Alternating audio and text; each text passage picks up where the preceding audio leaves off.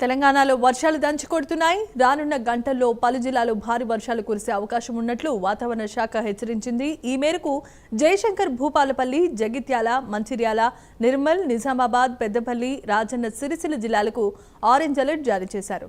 మరోవైపు ఆదిలాబాద్, భద్రాద్రి, కొత్తగూడెం, హైదరాబాద్, జనగామ, కామారెడ్డి, కరీంనగర్, మేడ్చల్, మల్కాజ్గిరి, మహబూబాబాద్, మెదక్, ములుగు, సంగారెడ్డి ఇలా తదితర జిల్లాలకు ఎల్లో అలర్ట్ జారీ అయింది.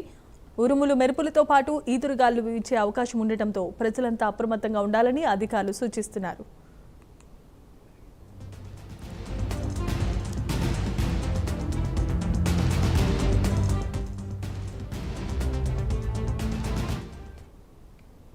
ఇక తెలంగాణ రాష్ట్రంలో ఉరుములు, మెరుపులతో కూడా వర్షాలు పడే అవకాశం ఉందని వాతావరణ శాఖ అప్రమత్తం చేసింది. కొన్ని జిల్లాలకు ఆరెంజ్ అలాగే ఎల్లో అలర్ట్ ని కూడా జారీ చేశారు.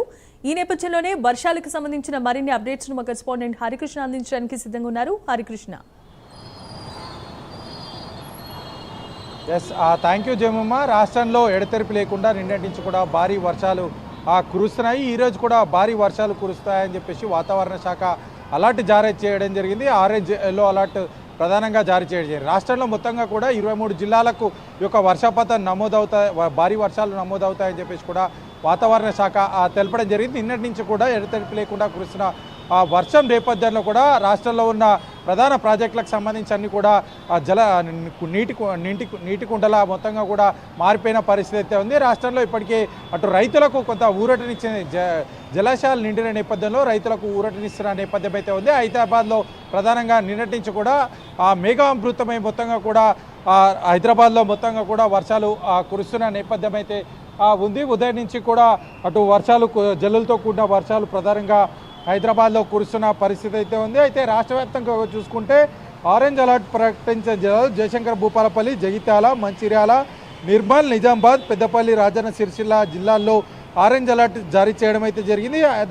అదేవిధంగా ఎల్లో అలర్ట్ చూసుకుంటే ఆదిలాబాద్, భద్రాద్రి కొత్తగూడ, హన్మకొండ, హైదరాబాద్, జనగామ, కామారెడ్డి, కరీంనగర్, కొమరభీం, ఆసిఫాబాద్, మేడ్చల్, మల్కాజ్గిరి, అదేవిధంగా మహబూబాద్, మెదక్, ములుగు, సంగారెడ్డి, సిద్దిపేట, వరంగల్, యాదాద్రి జిల్లాల్లో ఎల్లో అలర్ట్ జారీ చేయడం జరిగింది. ఈ జిల్లాల్లో 5 మిల్లీమీటర్ల లోపు ఉరుములు, మెరుపులతో కూడిన 40 నుంచి 50 కిలోమీటర్ల ఈదురుగాలతో కూడిన వర్షం కురిసే అవకాశం ఉన్నట్టుగా అయితే వాతావరణ శాఖ తెలపడం అయితే జరిగింది. అయితే నిన్నటి నుంచి కూడా ఎడతెరిపి వారాలు కురుస్తున్న నేపథ్యంలో కృష్ణా, గోదావరి బేసిన్లకు సంబంధించి ప్రధానంగా ఇటు గోదావరికి సంబంధించిన రిజర్వాయర్ శ్రీరామ్ సాగర్, అదేవిధంగా శ్రీపాద, ఎల్లంపల్లి, నిజాం సాగర్ ప్రాజెక్టులలో మొత్తంగా కూడా నీటి వాటర్ రిజర్వాయర్లన్నీ కూడా నిండి కుండలా అయితే వాటర్ వచ్చిన నేపథ్యం అయితే ఉంది. అటు చెరువులు, కుండలన్నీ కూడా నిండిన పరిస్థితి అయితే ఉంది. కొన్ని చోట్ల రాష్ట్రంలో పంటలు కూడా నీట మునిగిన పరిస్థితి అయితే ఉంది.